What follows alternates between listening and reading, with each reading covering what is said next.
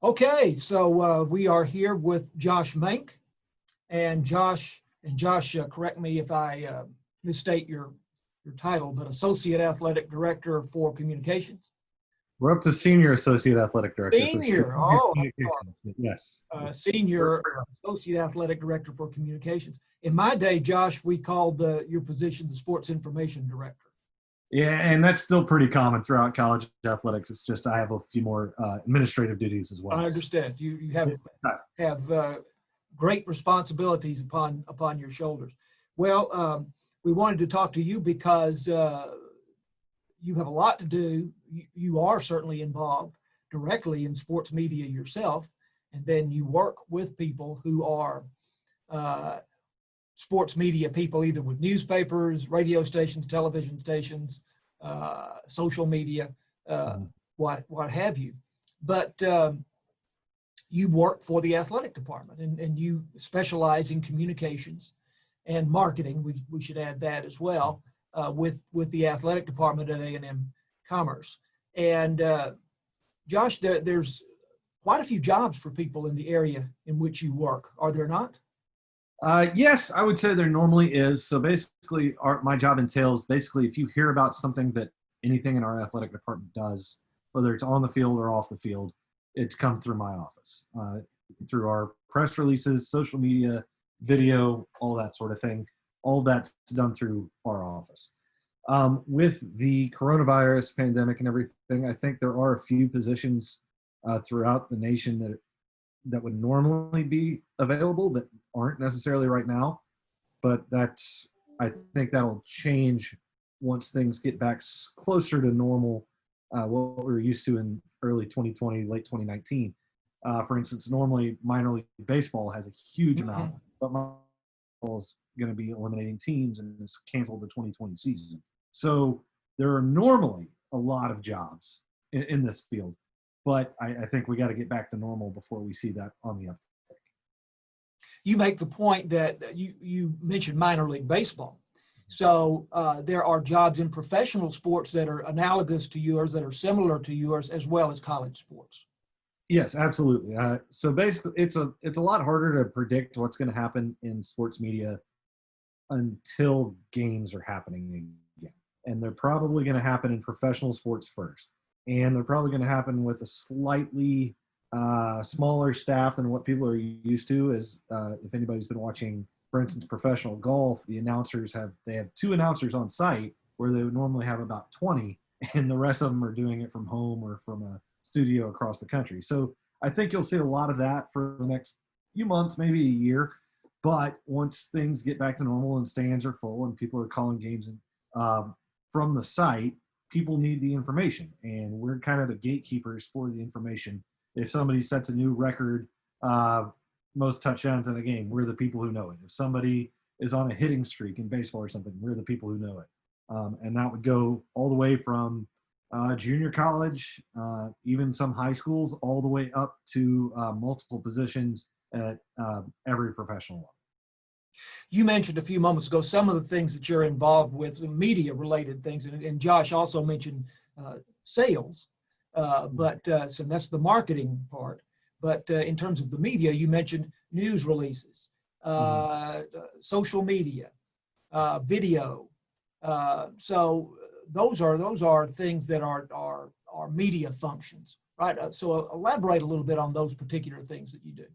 So basically, even though we're a pretty good-sized university, we're classified as a small college. So at our place, all of that fits into my department. I oversee the video operations. I oversee a fair amount of the marketing.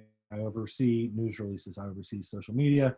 I oversee graphics. Now, in some of the bigger universities, like say LSU, I know those are all separate departments who they'll meet together as one big unit, but they have multiple different departments working on it. At A&M Commerce, all of our video, which we won some awards for this year, stuff you'd see on the video board, stuff YouTube, highlight packages, hype videos, interviews, that comes through us. All of our social media, our coaches and athletes run some of the team verticals, but overall, we're in charge of making sure everything goes smoothly on that.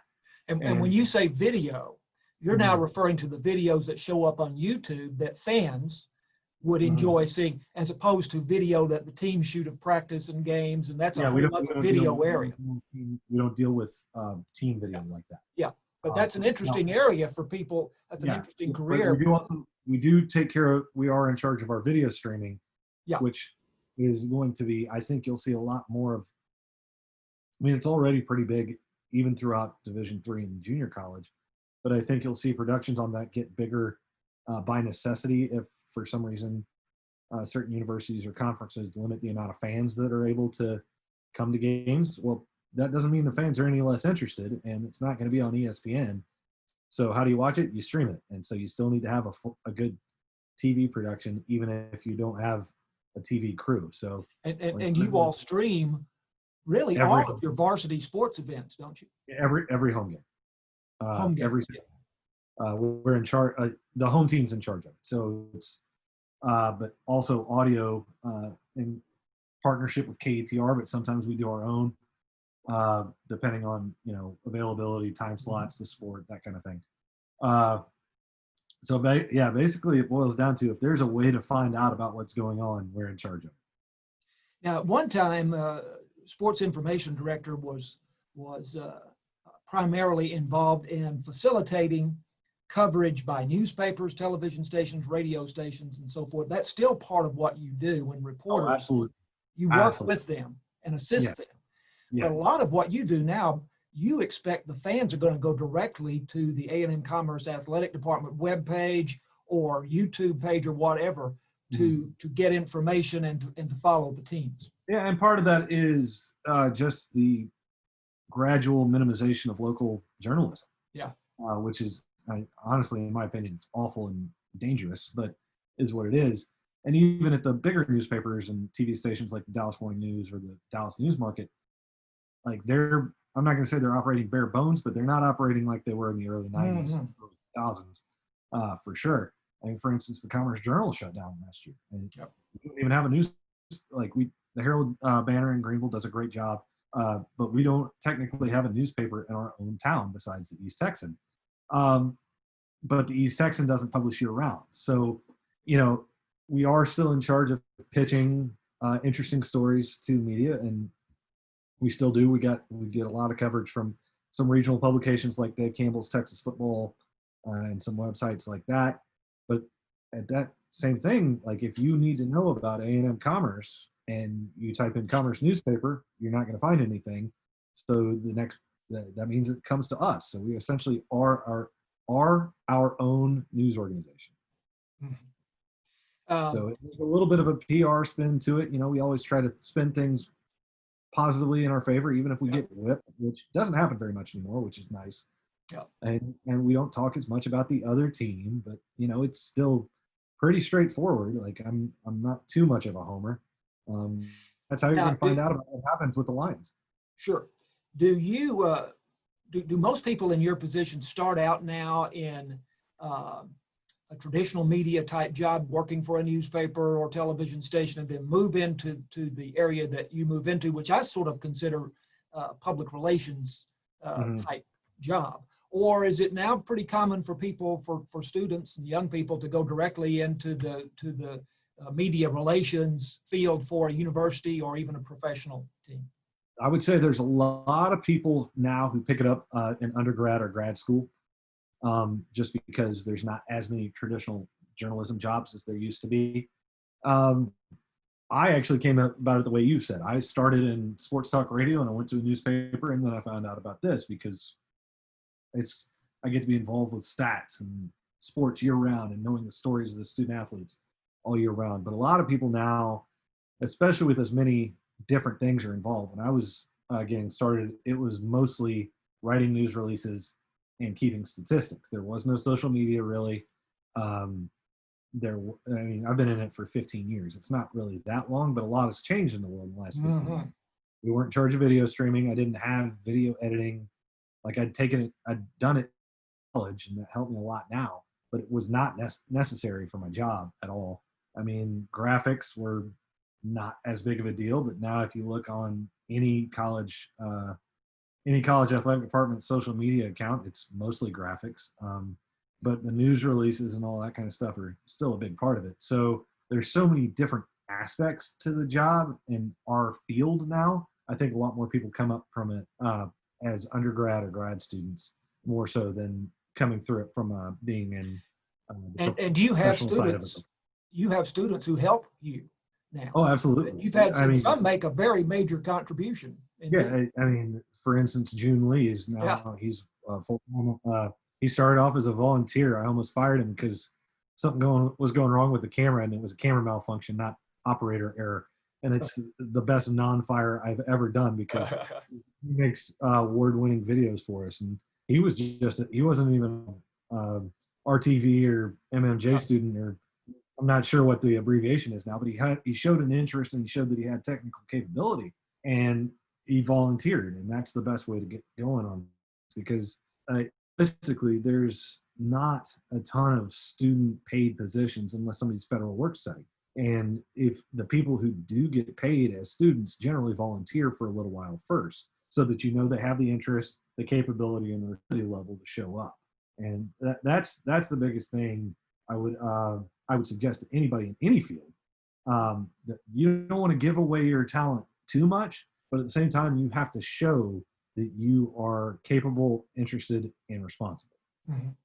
And if anyone is interested, having said that, they could just either send you an email, perhaps, or maybe even stop by your office on the. I wouldn't stop by my office anytime soon, just because of it still makes more sense for me to work from home.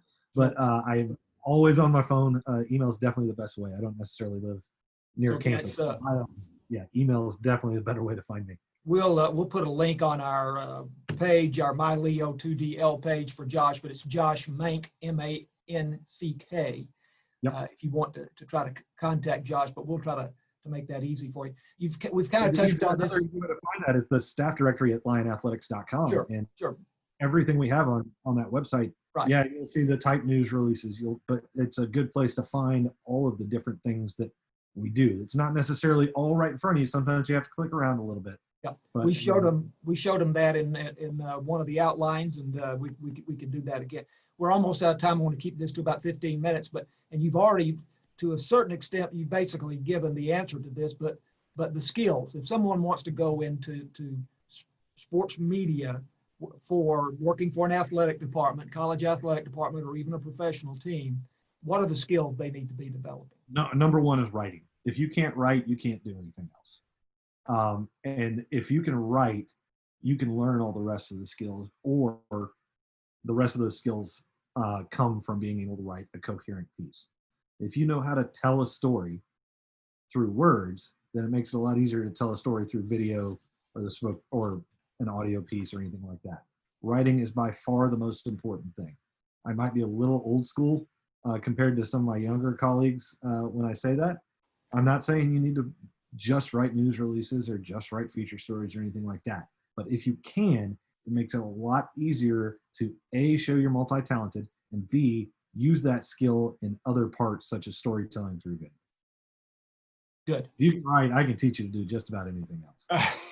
That's kind of a jumping off point for other talents and other abilities and skills. So I'm always glad to hear you say that. Josh, thank you for taking the time and visiting with us here via Zoom, and we'll do it again sometime. Thanks. Yeah, absolutely. Anytime. And if anybody needs to get in touch with me, lionathletics.com. Excellent. Thank you.